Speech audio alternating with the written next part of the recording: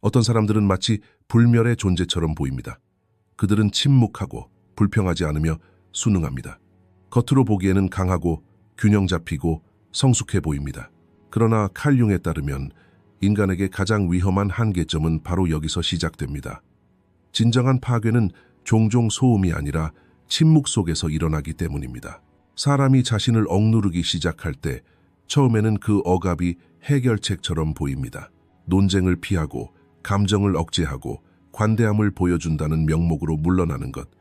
이러한 행동들은 모두 사회에서 보상받는 행동들입니다. 하지만 융이 경고하는 것은 바로 이것입니다. 억압된 것은 결코 사라지지 않습니다. 단지 무의식 속으로 밀려 들어가 그곳에서 변형될 뿐입니다. 사람이 자신을 억누를수록 내면에는 보이지 않는 압력이 쌓입니다. 말하지 못한 것들, 억눌린 분노, 무시된 직감, 미뤄진 경계들이 무의식 속에 축적됩니다. 융은 이러한 과정을 그림자의 형성이라고 설명합니다. 그림자는 사람이 거부하고 받아들이지 않고 무시하는 모든 측면의 총합입니다. 그리고 이 그림자는 수동적이지 않습니다. 반대로 억압은 의식적인 인격에 대항하는 능동적인 힘이 됩니다. 처음에는 이를 깨닫지 못합니다. 겉으로 보기에는 여전히 조화로운 사람처럼 보이기 때문입니다. 문제를 일으키지도 않고 모든 사람을 이해하려고 노력합니다. 하지만 내면에서는 훨씬 더 조용하고 위험한 과정이 시작됩니다.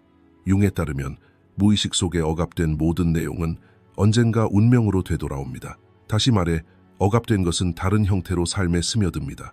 때로는 갑작스러운 분노 폭발로, 때로는 설명할 수 없는 피로감으로, 때로는 자신을 향한 가혹한 내면의 목소리로 나타납니다. 어느 순간 사람은 깨닫지만 정확히 표현할 수는 없습니다. 자신과 자신 사이에 거리가 있다는 것을.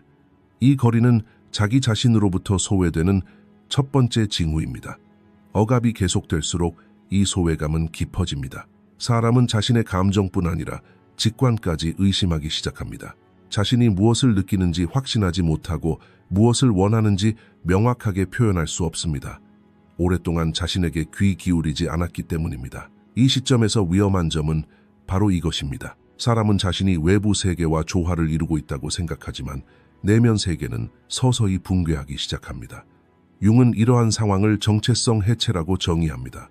인격이 의식과 무의식 사이에 건강한 통합을 이루지 못하면 내적 갈등은 불가피해집니다. 그리고 이 갈등이 외부로 향하지 않더라도 결국 방향을 바꾸게 됩니다. 그 대상은 대개 자기 자신이 됩니다. 자신도 모르는 사이에 자기 자신과 마주하게 되는 것입니다. 끊임없이 자신을 비판하고 스스로를 부족하다고 여기며 자신의 성취를 깎아내리는 내면의 인물이 형성됩니다. 이러한 인물은 억압의 자연스러운 결과입니다. 어쩌면 당신도 삶의 어느 시점에서 자신의 힘을 유지하기 위해 침묵했을지도 모릅니다. 어쩌면 오해받는 것을 피하기 위해 스스로를 고립시켰을지도 모릅니다. 어쩌면 주변 사람들을 잃을까봐 두려워 자신을 포기하고 있었다는 사실조차 깨닫지 못했을지도 모릅니다. 융에 따르면 진정한 질문은 바로 이것입니다. 이 침묵이 당신을 진정으로 보호해 주었을까요? 아니면 점차 자기 자신에게 냉담해지도록 만들었을까요? 억압은 단기적으로는 평온함을 줄지 모르지만 장기적으로는 내면의 고립을 초래합니다. 억압받는 사람은 자신이 오해받고 있다는 사실을 깨닫는 것이 아니라 스스로를 더 이상 이해하지 못한다는 사실을 깨닫게 됩니다. 그리고 이러한 깨달음은 종종 불안감을 유발합니다. 이 영상은 바로 이러한 조용한 위험을 추적하기 위해 만들어졌습니다. 융 심리학의 관점에서 자기 억압이 어떻게 점진적으로 내면의 적을 만들어내는지 단계별로 살펴보겠습니다. 제가 설명한 내용이 여러분에게 약간의 불편함을 주었다면 그것은 나쁜 징조가 아닙니다. 오히려 융에 따르면 그러한 불편함은 의식이 깨어나기 시작했다는 신호입니다. 사람은 자각하기 시작할 때 비로소 변화할 수 있기 때문입니다. 그리고 어쩌면 이러한 깨달음이 바로 여러분이 오랫동안 잊고 있던 진정한 자기 모습을 처음으로 마주하게 되는 순간일지도 모릅니다. 사람들은 흔히 이게 바로 나야 라고 말하며 이러한 과정을 당연하게 받아들입니다. 침묵을 성격으로, 움츠러드는 것을 성숙함으로, 감정적 거리를 강함으로 착각합니다. 하지만 융에 따르면 이는 자아가 만들어낸 자기 보호막일 뿐입니다. 그 가면 뒤에는 점점 커지는 내면의 긴장이 숨어 있습니다. 겉으로는 평온한 상태를 유지하지만 무의식 속 갈등은 점점 커져간다. 억압된 감정은 모두 독이 되는데 이는 감정 자체가 받아들여지지 않아서가 아니라 표현되지 않기 때문이다. 그리고 이 독은 타인을 해치는 것이 아니라 무엇보다도 그 감정을 억압한 바로 그 자신을 해친다. 시간이 흐르면서 사람은 자신이 왜 불안한지, 왜 내면에서 분노를 느끼는지, 왜 삶에서 소외감을 느끼는지 설명할 수 없게 된다. 이것이 바로 융이 말하는 조용히 축적되는 위험이다. 이름도 없고 알아채지도 못하는 내면의 과정이 서서히 자아를 갉아먹는 것이다. 칼 융에 따르면 인간 심리에서 가장 중요한 구조 중 하나는 그림자인데 이는 나쁘거나 잘못되어서가 아니라 받아들여지지 않기 때문에 억압된 모든 것으로 구성됩니다. 사람들은 어린 시절부터 주변 환경으로부터 받는 메시지를 통해 어떤 감정, 생각, 반응이 적절한 것인지 배웁니다. 분노는 수치스러운 것으로, 슬픔은 나약함으로, 거절은 이기심으로 여겨집니다. 이 시점에서 사람들은 사랑받고 인정받기 위해 자신의 특정 측면을 억누릅니다. 융에 따르면 이렇게 억압된 부분은 사라지지 않고 무의식 속에 축적되어 그림자를 형성합니다. 그림자는 어둡거나 파괴적인 충동으로만 구성된 것이 아닙니다. 억압된 용기, 표현되지 않은 재능, 말하지 않은 경계, 실현되지 않은 욕망 또한 그림자 속에 존재합니다. 사람들은 의식이 보고 싶어 하지 않는 모든 것을 그림자가 담고 있기 때문에 종종 자신의 그림자를 알아차리지 못합니다. 그러나 이러한 무시는 영구적이지 않습니다. 융의 임상적 관찰에 따르면 그림자가 억압될수록 더욱 원시적이고 거칠고 통제되지 않은 방식으로 표출되기 시작합니다. 누군가가 나는 평소에 이렇지 않아 라고 말하게 만드는 방식으로 반응할 때 실제로 그 사람은 자신의 그림자가 중심이 되는 것을 보고 있는 것입니다. 억압으로 인한 심리적 비용은 시간이 지남에 따라 증가합니다. 개인이 내면에 지닌 거부된 부분들을 직면하지 않는 한 내적 분열을 경험하게 됩니다. 의식과 무의식 사이에 긴장이 형성되고 이 긴장은 설명할 수 없는 불안감, 만성적인 불만족, 내면의 피로, 그리고 무의미함이라는 감정으로 외부 세계에 나타납니다. 융에 따르면 사람이 자신의 그림자를 인식하지 못하면 타인에게서 그림자를 보기 시작합니다. 그들이 가장 불편해하고 비판하고 판단하는 사람들은 종종 자신의 억압된 측면을 반영하는 사람들입니다. 따라서 그림자는 개인적인 문제일 뿐만 아니라 관계적인 문제이기도 합니다. 이 과정에서 사람들은 보통 자신을 탓하기 시작합니다. 왜 나는 이런 감정을 느낄까? 왜 나는 이렇게 예민할까? 왜 나는 이렇게 화가 날까? 와 같은 질문을 던지지만 그 답을 외부 세계에서 찾으려 합니다. 그러나 융에 따르면 해답은 바로 내면에 있습니다. 억압된 감정은 표현되지 않기 때문에 자라나고 받아들여지지 않기 때문에 적대적으로 변합니다. 사람이 자신의 일부를 내면 세계에서 배제하면 그 부분은 의식적인 자아에 대립하게 됩니다. 이렇게 심리적인 내적 전쟁이 시작됩니다. 이 전쟁은 소리 높여 외치는 것이 아니라 조용히 벌어집니다. 사람들은 일상생활을 하면서 내면 세계의 무게가 점점 더 무거워지는 것을 느낍니다. 융은 특히 이 점을 강조합니다.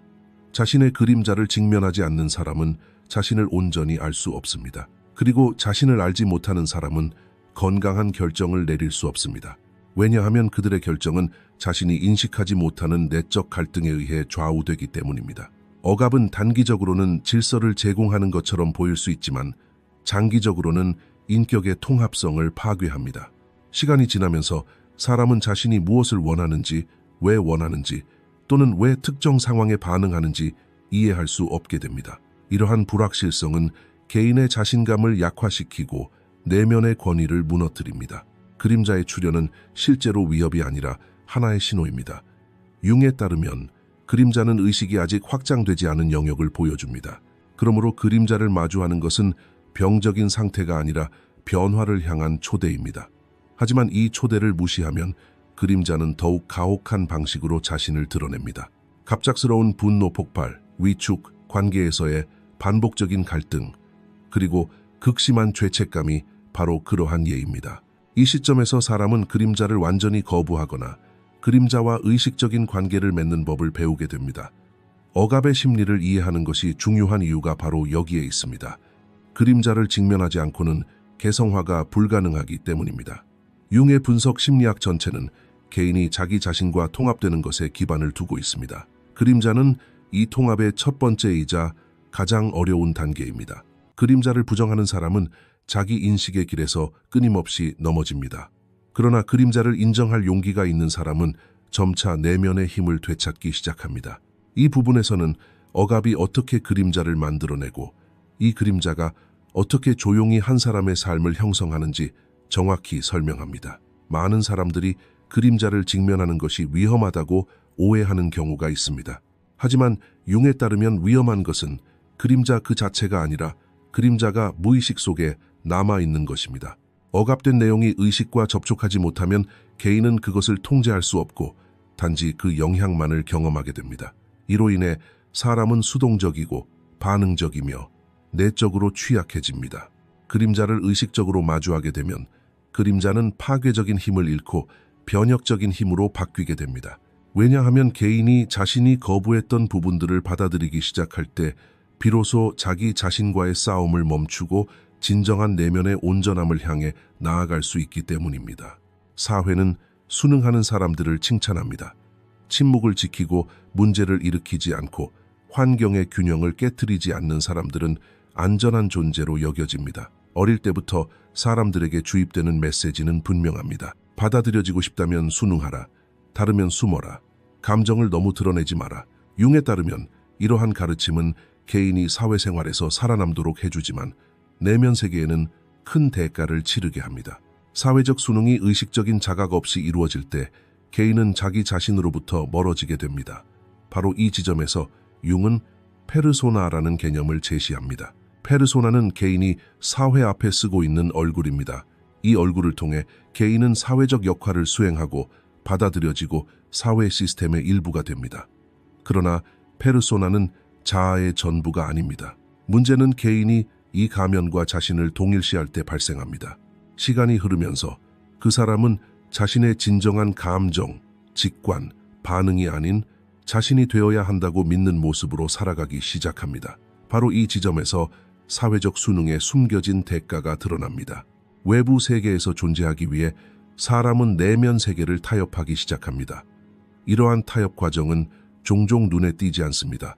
그 결과가 갑작스럽게 나타나지 않고 서서히 진행되기 때문입니다.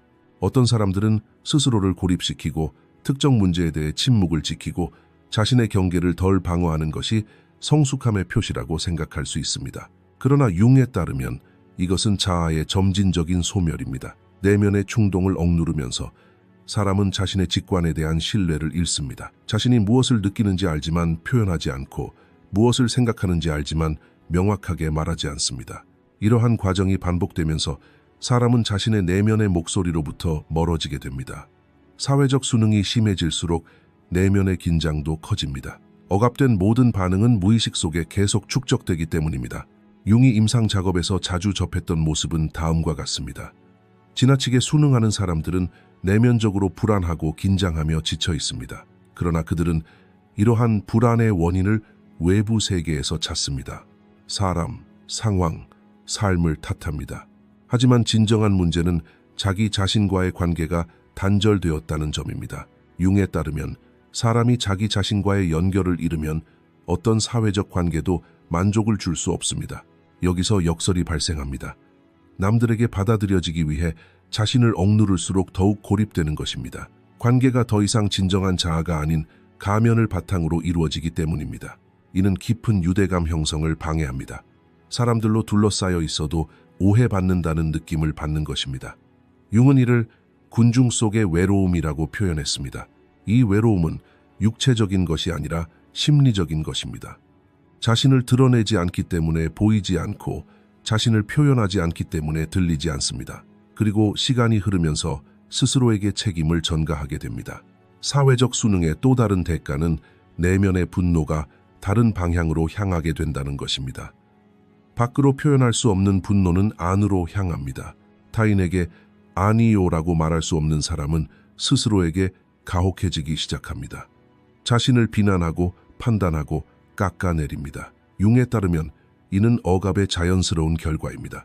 표현되지 않은 에너지는 사라지지 않고 단지 방향만 바뀔 뿐입니다. 그리고 종종 이러한 방향성은 결국 자기 자신의 모습이 되어버립니다. 자신도 모르는 사이에 스스로의 적이 되어버리는 것입니다. 융이 특히 강조하는 것은 바로 이것입니다. 사회적 수능은 개성화의 대안이 될 수 없다는 것입니다. 건강한 것은 페르소나와 자아 사이의 유연한 균형을 유지하는 능력입니다. 사람은 사회적 역할을 수행하면서도 내면 세계와의 연결을 유지할 수 있습니다.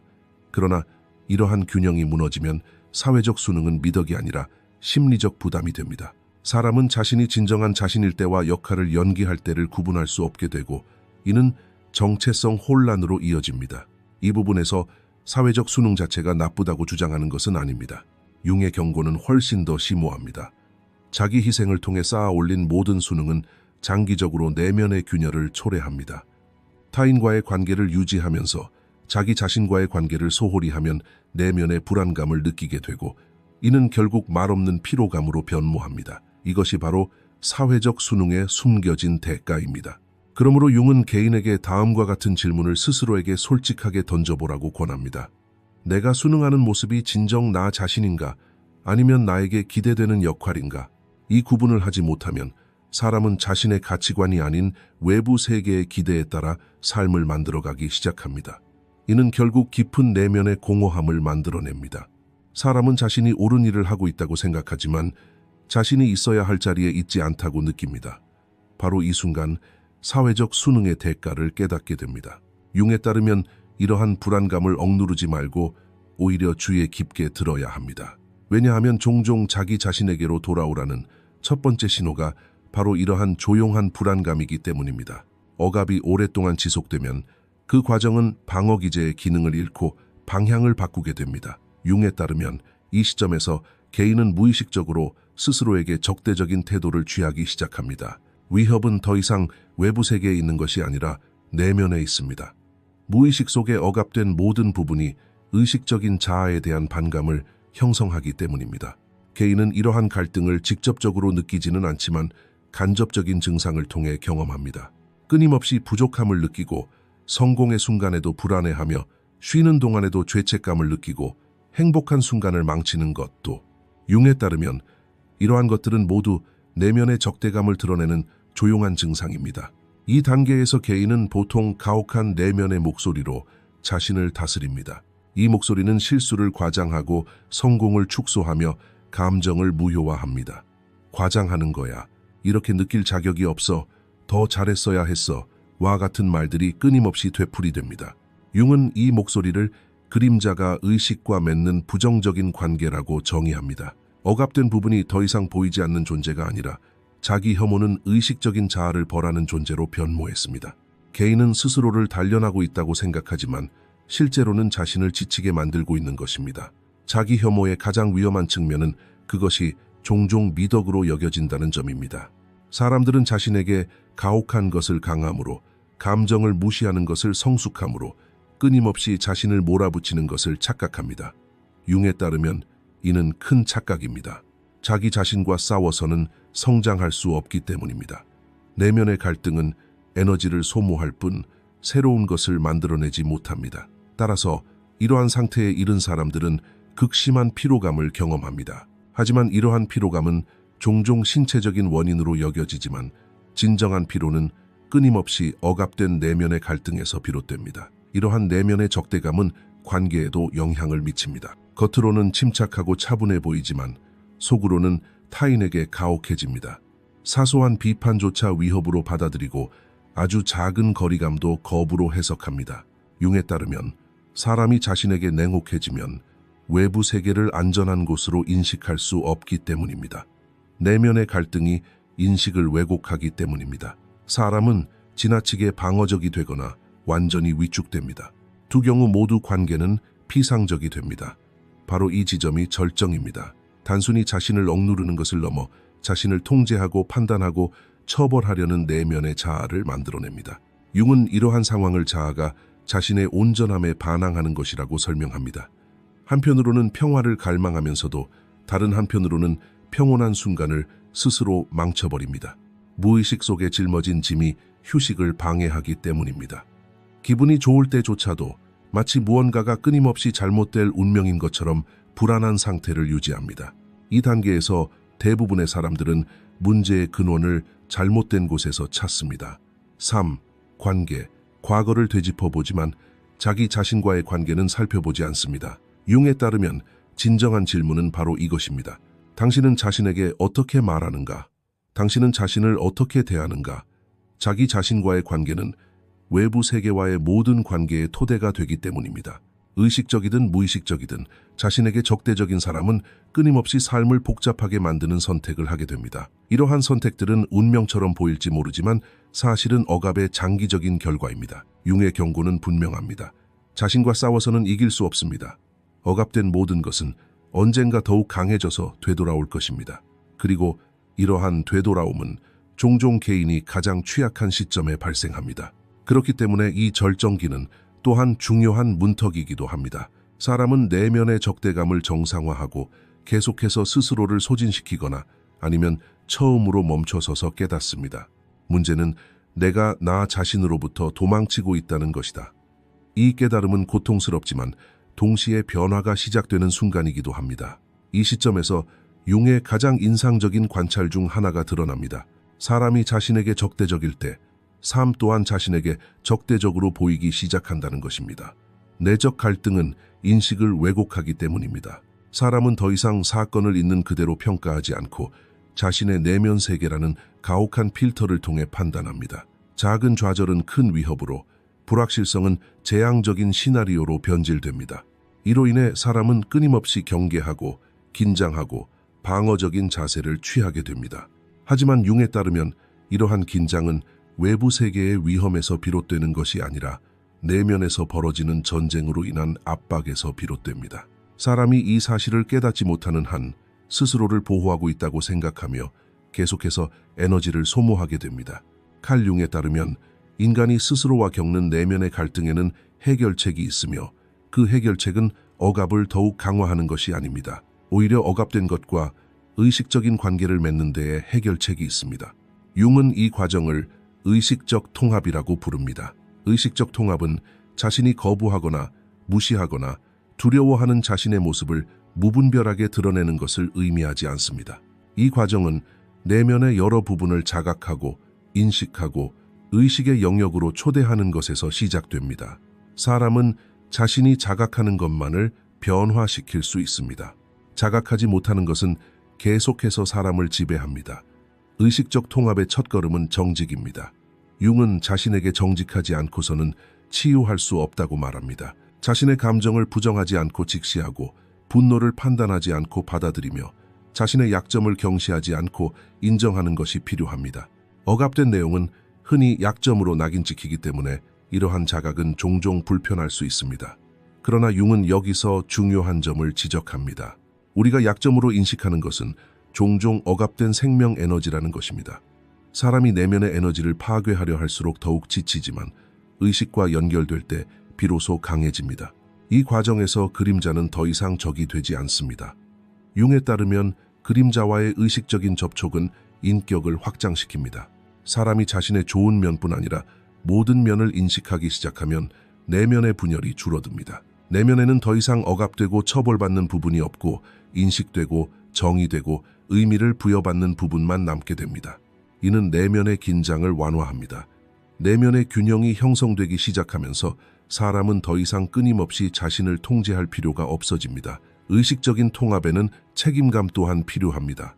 융에 따르면 사람은 자신의 그림자를 타인에게 투영하는 한 성장할 수 없습니다. 끊임없이 외부 세계를 탓하고 관계에서 항상 상대방을 탓하는 것은 내면의 갈등을 지속시킵니다.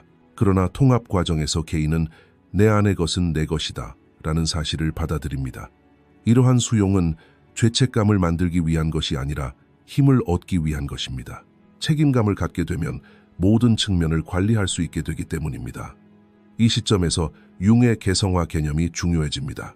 개성화는 개인이 사회와 분리되는 것이 아니라 사회 안에서 자기 자신으로서 존재할 수 있는 능력입니다. 개성화는 의식적인 통합 없이는 불가능합니다. 억압된 사람은 자신의 중심에서 벗어날 수 없기 때문입니다. 결정은 두려움, 반응, 무의식적인 충동에 의해 좌우됩니다. 그러나 자신의 그림자와 접촉한 사람은 자신이 왜 반응하는지, 왜 움츠러드는지, 왜 경계를 설정해야 하는지를 알게 됩니다. 이러한 자각은 내면의 권위를 재건합니다. 융에 따르면 이 과정은 단번에 완료되는 것이 아닙니다. 의식적인 통합은 진화적인 여정입니다. 사람들은 때때로 과거의 억압 패턴으로 되돌아가기도 하고 침묵을 지키기도 하고 움츠러들기도 합니다. 하지만 차이점은 바로 이것입니다. 이제 그들은 자신이 억압하고 있다는 것을 자각하고 있다는 것입니다. 그리고 자각은 자동적인 반응의 힘을 깨뜨립니다. 자신이 스스로를 억압하고 있다는 것을 깨닫는 순간 그들은 더 이상 스스로의 적이 되지 않기 시작합니다. 왜냐하면 이제 내면 세계에는 피해야 할 어둠이 있는 것이 아니라 인식해야 할 현실이 존재하기 때문입니다. 의식적 통합의 가장 중요한 결과는 바로 이것입니다. 사람이 자신과의 싸움을 멈출 때 내면의 에너지가 해방됩니다. 이 에너지는 창의성, 관계 형성, 생산성, 그리고 삶에 대한 참여로 전환됩니다. 융에 따르면 진정한 힘은 자신을 통제하는 데 있는 것이 아니라 자신을 아는 데 있습니다. 억압에서 비롯된 거짓된 균형은 자각에서 비롯된 진정한 내면의 평화로 이어집니다. 바로 여기에 해결책이 있습니다. 사람이 자신을 억압하는 것을 멈추면 스스로의 적이 되는 것도 멈추고 비로소 진정으로 자신의 편에 서게 됩니다. 융은 이 과정에서 또 한 가지를 특히 강조합니다. 의식적 통합에는 용기가 필요하다는 것입니다. 사람이 억압해온 부분들을 마주할 때 자신의 감정뿐 아니라 수년간 구축해온 정체성과도 마주하게 되기 때문입니다. 항상 자신을 강한, 이해심 많은, 조화로운 사람으로 규정해온 사람에게 이러한 대면은 불안할 수 있습니다. 그러나 융에 따르면 이러한 충격은 파괴가 아니라 재건입니다. 낡은 자아를 해체하지 않고는 새로운 온전함을 이룰 수 없습니다. 이 단계에서 도망치는 대신 남기로 선택하면 내면의 적대감은 점차 자기 자신과의 더욱 정직하고 자비로우며 견고한 관계로 바뀌게 됩니다. 칼 융에 따르면 인간이 추구하는 힘은 외부 세계를 통제하는 능력에 있는 것이 아니라 내면과의 관계에 있습니다. 내면의 갈등이 존재하는 한 외부에서 얻은 어떤 승리도 오래가지 못하기 때문에 자신과 화해하지 않고서는 강해질 수 없습니다. 사람이 감정을 억누르는 것을 멈추고 자신과 연결하기 시작하면 가장 먼저 깨닫는 것은 놀라운 사실입니다. 자신이 힘이라고 생각했던 것이 사실은 끊임없는 긴장 상태였다는 것입니다. 항상 경계하고 자신을 몰아붙이고 감정을 억누르는 것은 힘이 아니라 오랫동안 짊어지고 온 짐일 뿐입니다.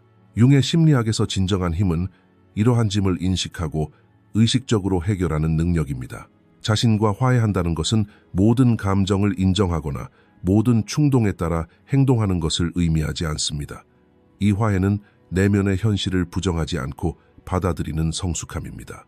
융에 따르면 사람이 내면의 어둠을 없애려고 애쓸수록 그 어둠의 포로가 되고 반대로 어둠을 인식할수록 그 어둠을 다스릴 수 있게 됩니다. 따라서 자신과 화해한다는 것은 수동적인 수용이 아니라 능동적인 자각 상태입니다. 내면의 적이 사라지면서 더 이상 자신을 억누를 필요가 없어집니다. 이러한 상태는 내면의 에너지를 해방시키고 삶과의 관계를 근본적으로 변화시킵니다. 이러한 평화의 가장 뚜렷한 효과는 인간관계에서 나타납니다. 내면의 평화를 얻지 못한 사람은 끊임없이 타인의 인정을 갈구하거나 아주 작은 거리감조차 거부로 받아들입니다. 그러나 융에 따르면 내면의 통합을 이룬 사람은 필요에 의해서가 아니라 스스로 선택하여 타인과 관계를 맺습니다. 이는 관계를 더욱 균형 있고 진실하며 안정적으로 만듭니다. 더 이상 이해받기 위해 자신을 비하하거나 사랑받기 위해 자신을 포기하지 않습니다. 가장 근본적인 관계, 즉 자기 자신과의 관계가 회복되었기 때문입니다. 내면의 평화는 삶에 대한 태도에도 나타납니다. 억압된 사람에게 삶은 끊임없는 투쟁입니다. 끊임없이 무언가를 바로잡고 따라잡고 통제하려 애씁니다. 하지만 융에 따르면 개성화의 길을 걷는 사람은 더 이상 삶을 적으로 인식하지 않게 됩니다. 어려움은 사라지지 않지만 의미를 얻습니다. 고통은 억압해야 할 위협이 아니라 의식을 확장하는 경험이 됩니다. 이러한 관점은 심리적 회복력을 키워줍니다. 여기서 강인함이 나타납니다. 삶을 부정하지 않고 감당할 수 있는 힘입니다. 이 지점에서 융의 근본적인 경고가 다시 중요해집니다. 자신을 알지 못하는 사람은 자신의 운명을 알 수 없습니다.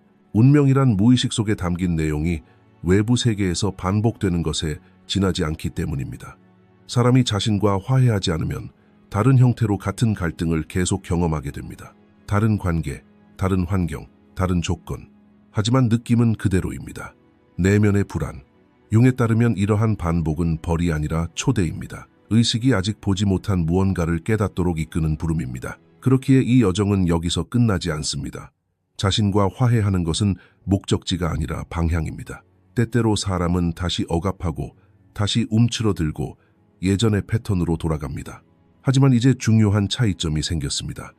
그는 그것을 자각하게 된 것입니다. 그리고 자각은 자유를 향한 첫걸음입니다.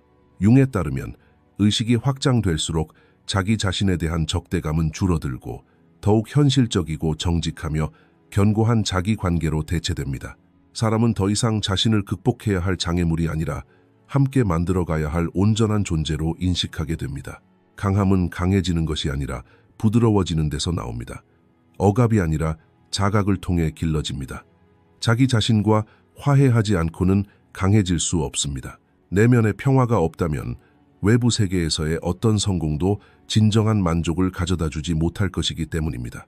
융이 말했듯이 사람이 자신의 가장 어두운 면을 직면할 용기를 가질 때 빛은 자연스럽게 나타납니다. 그리고 그 빛은 외부에서 오는 것이 아니라 바로 자기 자신 안에서 솟아오릅니다. 이것으로 저희 영상을 마치겠습니다. 더 많은 콘텐츠를 보시려면 채널 구독 부탁드립니다. 재정적으로 후원하고 싶으시다면 가입 버튼을 통해 멤버십에 가입하실 수 있습니다. 감사합니다.